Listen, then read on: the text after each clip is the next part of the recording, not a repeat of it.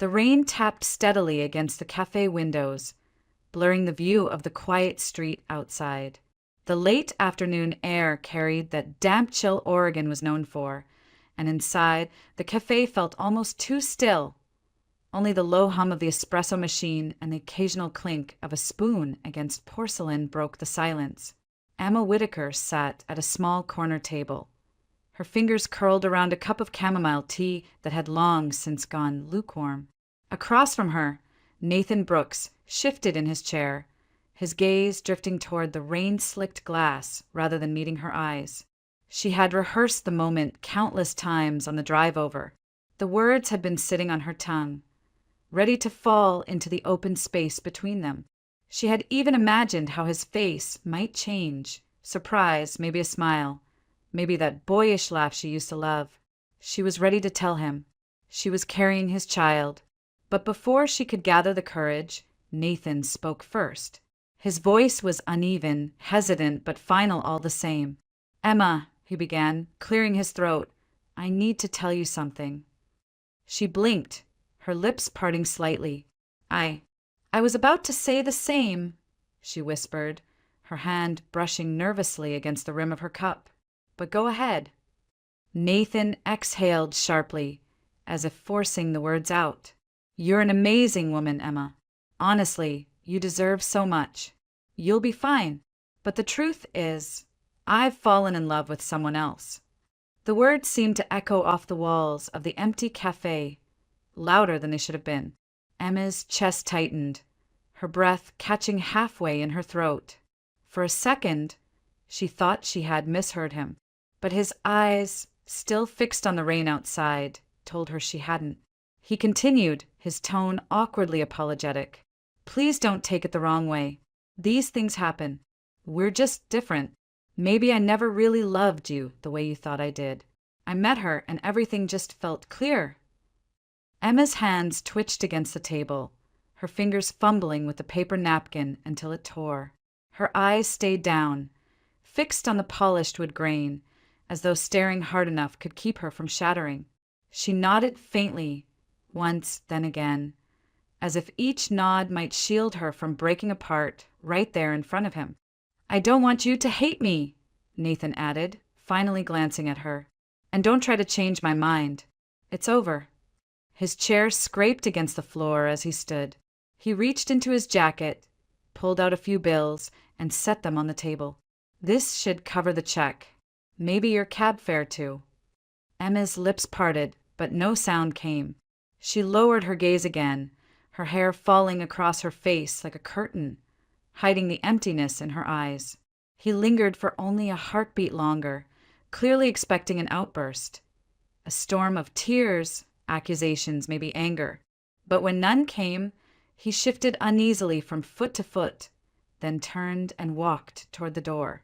The bell above it chimed faintly as it swung, closed behind him, leaving only silence and the rain. Emma sat frozen in place, her body motionless, her tea untouched. The cafe felt cavernous now, every empty chair an echo of what she had just lost. When the waiter appeared a few minutes later, asking softly, "Your check, ma'am," she barely looked up. She slid Nathan's bills across the table, murmuring, "Yes, thank you," her voice flat, lifeless. The waiter disappeared, and the silence settled again. Slowly, Emma lifted both hands to her stomach, pressing them against the small swell that no one else knew about. Her chin trembled, and then the tears came, hot, heavy, relentless. They rolled down her cheeks in silence, dripping onto her fingers curled protectively over her belly. She sobbed without sound, her body quaking as the truth of her isolation sank in. The secret she had carried so carefully, the new life inside her, was meant to be a gift, a shared joy. But now it was hers alone. And as the rain outside kept falling, Emma realized nothing would ever be the same again. The house was quiet when Emma stepped inside, her shoes leaving faint marks on the worn linoleum floor. The familiar smell of her mother's lavender-scented cleaner hung in the air, oddly sharp, almost suffocating. In the living room, the muted glow of a lamp threw long shadows across the beige carpet. Her mother, Carol, was sitting at the dining table, flipping through a stack of mail. Beside her, Emma's stepfather, Dennis, tapped impatiently at his watch as if counting down minutes he didn't want to spare. Emma hesitated, clutching her bag against her chest. For a moment, she thought about keeping everything to herself. But the weight of what had just happened at the cafe pressed too heavily on her. She needed someone to hear her, someone to say it would be all right. "Mom," she said softly. Her voice cracked in the silence. "Nathan's gone. He left me. And I'm pregnant." Carol's hands stilled on the envelopes. She lifted her gaze, her eyes flickering with a mixture of surprise and irritation. "Pregnant." The word came out sharp, almost accusatory. Emma nodded, her throat tightening. "Yes, I was going to tell him tonight, but he broke up with me before I could. He's with someone else." Dennis let out a low groan, leaning back in his chair. "We're going to be late if we don't leave soon," he muttered, checking his watch again. Carol ignored him for a moment, her focus fixed on Emma. "Listen, honey," she began, her tone smoothing into something that was meant to sound reasonable. "You're only 22. You have your whole life ahead of you. These things, they can be taken care of. Safely. Medicine is different now. You'll have other chances. You can have kids later when the time is right." Emma's stomach churned. "Mom, it's not just something to get rid of. It's my baby." Her voice was trembling, desperate, but Carol shook her head firmly. "Emma," she said, folding her arms across her chest, "think about your future. You're still in school, about to graduate. How are you going to manage a baby and a job? You can't just throw your life away because of a mistake." The word mistake sliced through Emma like a knife. She pressed her lips together, trying not to break down in front of them. "Carol!" Dennis interrupted, standing now, his tone clipped. "We need to go. The Hendersons are expecting us at 7. If we don't leave now, we'll hit traffic on the freeway." Carol sighed, glancing at the clock on the wall. She picked up her purse from the side chair and slipped the strap over her shoulder. Before heading to the door, she looked back at Emma, her expression caught between impatience and dismissal. "Just think about what I said. You're young. You'll understand later." And then they were gone. The front door shut with a dull thud, leaving Emma in the half-dark of the living room. The silence pressed in from every direction. She stood there for a long moment, staring at the empty space where her mother had just been. The air felt colder now, heavier. It wasn't only Nathan who had abandoned her. Even her own mother couldn't see her pain, couldn't see the small flicker of life she already cherished inside her. Her legs gave way, and she sank onto the couch, her arms wrapping instinctively around her belly. The tears she had fought back earlier now burned her eyes again. She had never felt so utterly alone. In that silence, her mind drifted to a different time, a warmer time. She remembered summers as a little girl, running barefoot through her grandmother Margaret's orchard just outside Eugene.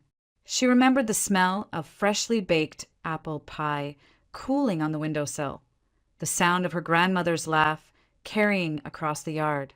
Back then, life had felt safe, steady, like the world would always hold her up. Now, sitting in the dark living room of her mother's house, she felt the contrast so sharply it hurt. The only place she could picture finding comfort again was back in that farmhouse, in her grandmother's embrace. For the first time that night, Emma felt the faint pull of hope. Small, fragile, but they're all the same. The morning train rattled out of Eugene just after sunrise, its wheels cutting a steady rhythm against the tracks. Emma sat by the window, her hands folded tightly over her lap, her eyes fixed on the gray blur of passing fields. She hadn't slept all night, but her exhaustion was laced with urgency. There was nowhere else to go, no one else to turn to. The city had given her nothing but heartbreak and rejection. The only person who had ever made her feel safe was waiting in the countryside. The further the train moved from the city, the more the scenery shifted. Suburban neighborhoods gave way to open farmland, fields damp with morning dew, barns tucked against rolling hills. The air seemed lighter out here, even through the glass. Emma closed her eyes briefly, letting the rhythmic sway of the carriage calm the storm inside her chest. She pressed a hand to her belly, whispering silently to the tiny life within. "We'll be okay. Somehow we'll be okay." By the time the train slowed into the small rural station, the clouds had broken, and thin rays of sunlight spilled over the platform. Emma stepped down with her single bag, her breath catching when she saw a familiar figure waiting at the end of the platform. Grandma Margaret stood there in her worn cardigan, a scarf looped neatly around her neck. Her silver hair caught the light, and her eyes softened the instant they landed on Emma. Without hesitation, she opened her arms wide. "Emma, sweetheart," she called, her voice warm and steady, just as Emma remembered from childhood summers. The moment Emma fell into that embrace, the tight knot in her chest loosened. Margaret's hug smelled faintly of flour and wood smoke, a scent that carried her straight back to simpler days. For the first time in weeks, Emma felt her body release some of its burden.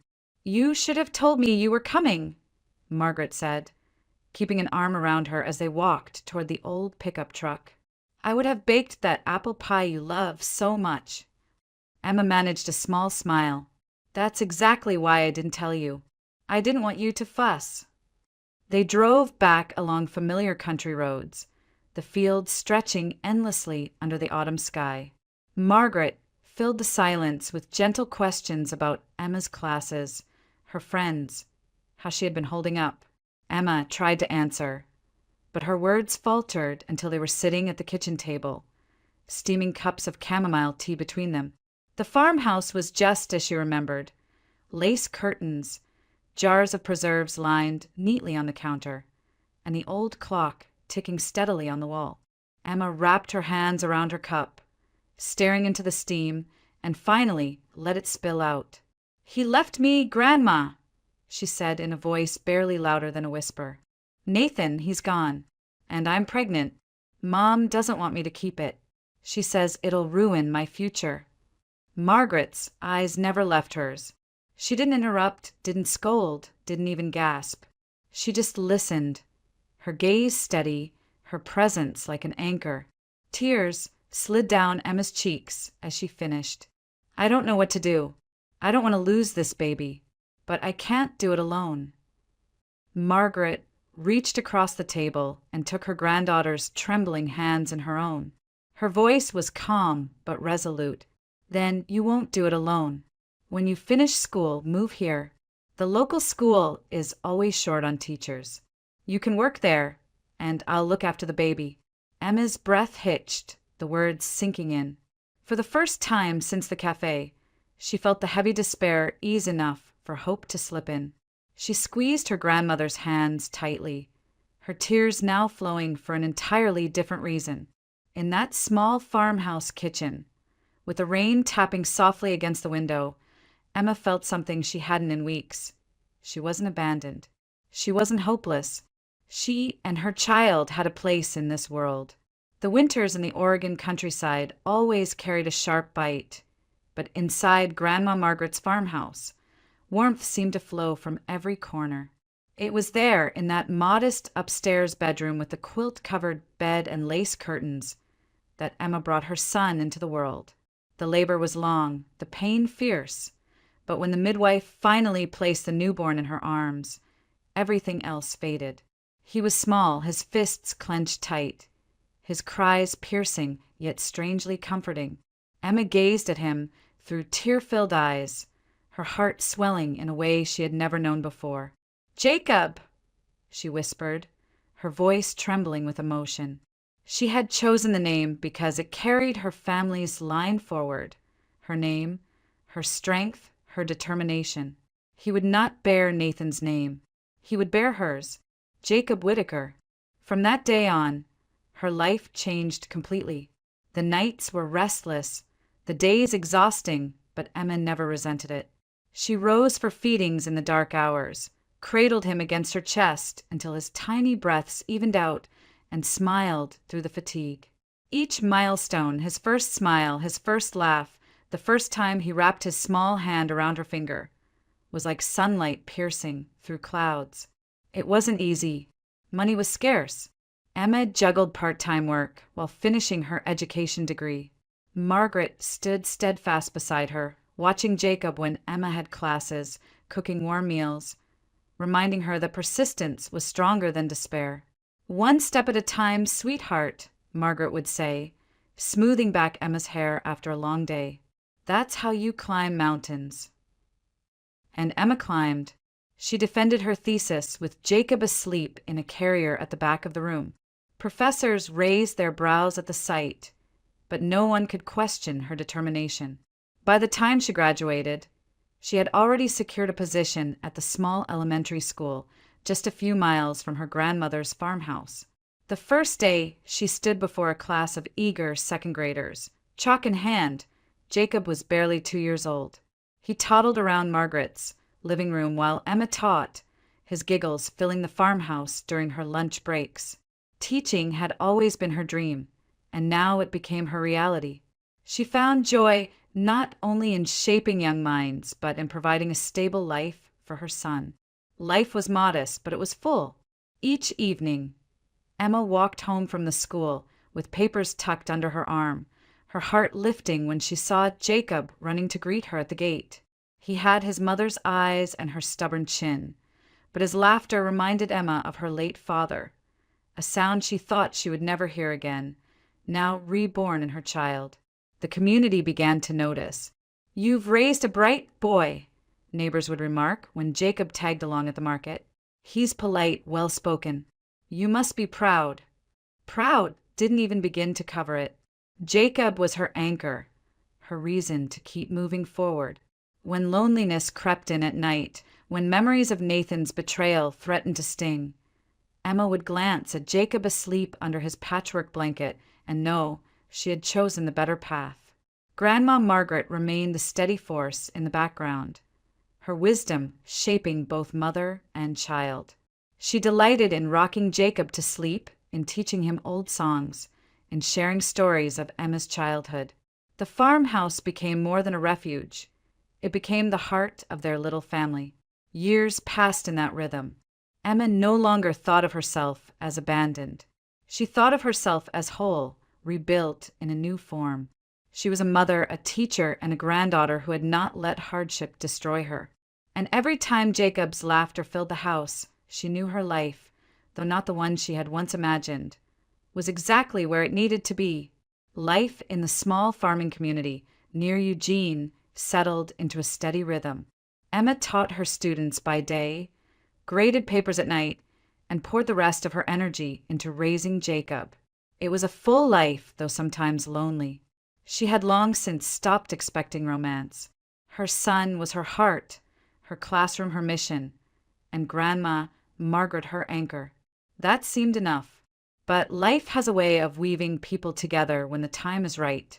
It happened one spring afternoon when the fence along the farmhouse property finally gave way after another storm. Emma stood in the yard with Jacob, staring at the broken posts, her brow furrowed. "Well, that's just great," she muttered, pushing her hair out of her face. Jacob, all of 5 years old, held her hand and asked innocently, "Mom, how'll we keep the deer out now?" Before she could answer, a voice called from across the field, "Need a hand with that fence." Emma turned to see Thomas Green, a neighbor whose land bordered theirs. He was tall, broad-shouldered, with sun-weathered skin and kind eyes. A carpenter by trade, he had helped other neighbors with repairs more times than she could count. She had spoken to him in passing at the market, but nothing more. "That obvious, huh?" Emma said, a touch of embarrassment coloring her cheeks. Thomas gave an easy smile. "Don't worry. Happens to everyone out here sooner or later. I've got some spare boards in my truck. If you don't mind, I can fix it up." Emma hesitated, then nodded. "If you're sure, I'd appreciate it." Jacob was the first to warm to him. While Thomas set to work, hammering new boards into place, Jacob peppered him with questions about tools, wood, and how strong he was. Instead of brushing him off, Thomas answered each question patiently, even letting the boy hold a hammer for a moment under his watchful eye. From that day, Thomas began stopping by more often. Sometimes it was to check on the fence, sometimes to drop off fresh eggs, sometimes just to say hello after finishing work. Emma noticed how Jacob's face lit up whenever he appeared, how natural it was for the boy to follow Thomas around the yard, chattering endlessly. Emma was slower to open up. Her past had left scars, and she guarded her heart carefully. But Thomas never pushed. His kindness was steady, his presence quiet but reassuring. He joined them for dinner once, then again, until it became a habit. He never tried to take over, never acted like Jacob wasn't Emma's first priority. Instead, he fit himself gently into the spaces of their life, as if he had always belonged. Seasons turned. Emma found herself laughing more often, lingering in conversation with him long after Jacob had gone to bed. She caught herself watching him repair a gate or carry hay, realizing that her chest didn't feel tight with fear anymore. It felt warm, safe. A year after that first day with the broken fence, Thomas knelt in the small garden behind the farmhouse, a simple silver ring in his hand. There was no grand speech, just a quiet, heartfelt promise. Emma, I don't want to change your life. I just want to share it with you and with Jacob. Tears stung her eyes as she whispered yes. The wedding was simple, attended by neighbors and a few close friends. Grandma Margaret stood proudly by her side, and Jacob, wearing a small suit, grinned from ear to ear as he held the rings. When the vows were spoken and Emma became Mrs. Green, she felt not only like a wife, but like someone who had been given a second chance at happiness. Emma and Jacob moved into Thomas's farmhouse shortly after, blending their lives seamlessly with his. The house echoed with laughter, the yard with Jacob's playful shouts. For the first time in years, Emma lay her head down at night and felt her heart rest completely. It wasn't dramatic, it wasn't rushed, it was steady, genuine, and real. And that was exactly what she had been searching for all along. The morning was bright and clear, the kind of day perfect for a school field trip.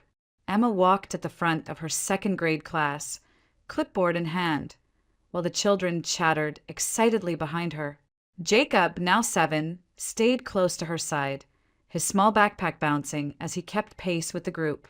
They had already toured the local museum in Eugene, where wide-eyed children marveled at dinosaur bones and Native American artifacts.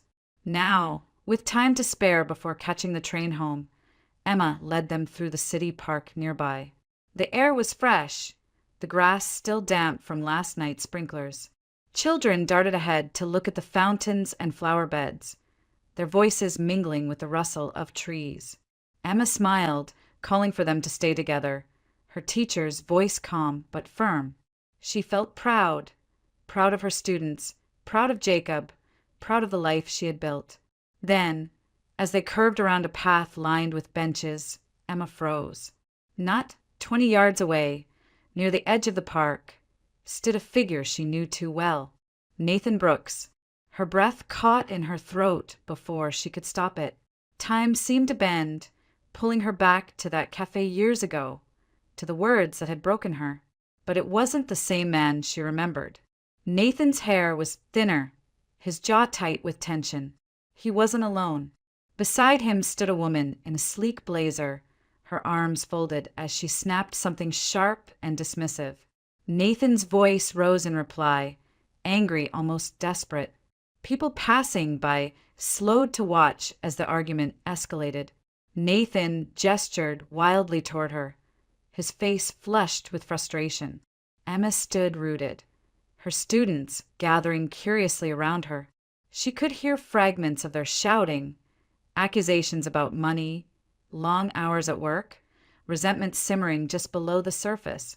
Nathan's voice, once smooth and charming, sounded coarse, bitter. Her heart thudded, but not from pain this time. She felt nothing. No longing, no anger. Only distance. as though she were observing a stranger's life unravel from behind a pane of glass. "Mom." Jacob tugged at her sleeve, his blue eyes lifting to hers. "Are we going to keep walking?" Emma blinked, then looked down at him. His small hand slid into hers, warm and steady, grounding her in the present. She smiled faintly and squeezed back. "Yes, sweetheart. Let's go." Without another glance, she guided her students along the path, steering them toward the open lawn where ducks waddled near the pond. Behind her, Nathan's voice rose again, harsh and cracking, but she didn't turn. As they walked away, Emma realized something profound. The man who had once shattered her world no longer had any power over her. The sharp edges of the past had dulled. Her life was no longer defined by him, but by the boy whose hand she held and the family waiting for her at home. For the first time since that rainy cafe, Emma felt truly free. The group made its way back toward the train station, the children tired but still buzzing from the day's adventure. Emma walked alongside them, keeping count with her clipboard as they passed shop fronts and cafes lining the street. Jacob skipped ahead a few paces, pointing out a bakery display filled with frosted cupcakes. Emma smiled at his excitement, her heart lightened by the simple joy in his voice. Then her gaze drifted toward the window of a cafe and froze. Inside, seated at a corner table, was Nathan Brooks. Time seemed to slow. He looked older now, lines carved deeper across his forehead, but the way he leaned back in his chair was unmistakable. Across from him sat a younger woman, stylish and confident, her expression sharp even in laughter. Between them, a little girl with curly hair toyed with a spoon, no older than 5 or 6. Emma's stomach tightened, her breath catching. For a moment, she couldn't move. Her past, the betrayal, the heartbreak, the nights she cried into her pillow, was suddenly sitting only a few feet away, smiling at another family. Then Nathan noticed her. His eyes widened, recognition flashing instantly. He straightened and lifted his hand in a casual wave, as if they were old friends who had simply crossed paths on the street. The woman beside him followed his gaze, and when she spotted Emma, her lips curved into a smirk. She leaned close to Nathan, whispering something Emma couldn't hear, before laughing aloud. Nathan chuckled with her, the two of them sharing some private mockery at Emma's expense. The sound, even muffled through the glass, pierced her like a blade. Emma's legs stiffened, her chest heavy with the weight of years she thought she had already buried. But only for a moment. "Mrs. Green," one of her students tugged at her sleeve. "Are we getting on the train soon?" Emma blinked, pulling herself back into the present. Jacob was at her side now, looking up with concern. She forced her lips into a small smile and nodded. "Yes, we are. Come on, everyone, let's not be late." Gathering her class, she turned her back to the cafe. The voices, the laughter, the memories, they could stay behind that glass. She guided the children swiftly toward the platform, her steps purposeful. As they climbed aboard the waiting train, Emma heard a faint voice calling her name from behind. She didn't turn. She ushered Jacob inside, making sure every child was accounted for, her movements calm and deliberate. The door slid closed, the whistle blew, and the train lurched forward. Through the window, she caught one last glimpse of Nathan standing outside the cafe, his expression unreadable as he watched the train pull away. Emma exhaled slowly, her heart steadying. The past had reached for her one final time, but she had chosen not to take its hand. Whatever pain remained belonged to yesterday. Today, she belonged to her son, her students, and the life she had built with Thomas. The ghosts could stay behind. She was moving forward. The train jolted softly as it began to move, its wheels clattering against the rails with a steady rhythm. Emma guided her students to their seats, her teacher's voice calm and practiced as she counted heads once more. Jacob slid into the window seat beside her, pressing his small palms against the cool glass. He squinted, his brow furrowed. "Mom," he asked quietly, "who was that man?" "The one who kept looking at you." Emma's breath caught, but she forced her shoulders to relax. She brushed a strand of hair from her face and smiled gently at him. "Just someone who thought he knew me," she said softly. "Probably a mistake." Jacob studied her for a moment longer, as though weighing her answer, then nodded and turned back to the window. Emma hesitated before following his gaze. And there Nathan was. He stood alone on the platform, his posture stiff, his face pale in the fading afternoon light. The little girl and the woman from the cafe were nowhere in sight. Nathan's eyes, fixed on the departing train, carried something Emma hadn't seen before. Not arrogance, not mockery, but a hollow sort of confusion, almost regret. He raised a hand slightly, as though tempted to wave again, but let it fall uselessly at his side. Emma's chest tightened, but not with the familiar ache of old wounds. Instead, she felt an unexpected calm wash over her. She didn't wave back. She didn't even nod. She turned her focus to the boy seated beside her, who was already pulling a notebook from his backpack to sketch the ducks he had seen in the park. The train picked up speed, carrying them farther from the platform, farther from the man who had once dictated the course of her life. Nathan's figure grew smaller through the glass until he was only a blur against the concrete. Finally, he vanished altogether, swallowed by the distance. Emma let out a breath she hadn't realized she was holding. For years, the shadow of that cafe conversation had followed her, the sting of betrayal creeping into quiet nights. She had wondered what she would feel if she ever saw Nathan again. Rage, grief, maybe some desperate hope. But now, in this moment, she felt none of those things. What she felt was release. Her hand rested lightly on Jacob's shoulder, steady and protective. He looked up, grinning as he held out his drawing for her approval. Emma smiled back, her heart full, unburdened. The past had tried to catch her, tried to remind her of what she had lost. But she no longer lived there. Her life was here, with the child who needed her, with the man who loved her, with the home that waited for her return. Outside the window, fields rolled past, golden with late afternoon light. Emma leaned back in her seat, her eyes closing briefly. She felt free, as though the last chain tying her to Nathan had broken. At last, the ghosts were gone. By the time the train pulled into the small rural station, the sun was dipping low, painting the Oregon sky in shades of pink and gold. The children filed off, their chatter buzzing with leftover excitement from the trip. Emma guided Jacob down the platform, her heart lighter than it had been in years. Each step away from the city felt like a step deeper into peace. When they reached the farmhouse, the smell of something warm and savory drifted through the open windows. Thomas was in the kitchen, his sleeves rolled up, moving confidently between the stove and the counter. He looked up as Emma and Jacob walked in, his face breaking into an easy smile. "Perfect timing," he said, lifting a skillet. "Dinner's almost ready. Just waiting on my fishing partner here." He winked at Jacob. Jacob dropped his backpack by the door and ran forward, practically bouncing on his toes. "Dad, tomorrow I'm going to catch the biggest fish in the whole river, bigger than the one we saw at the museum today. You'll see."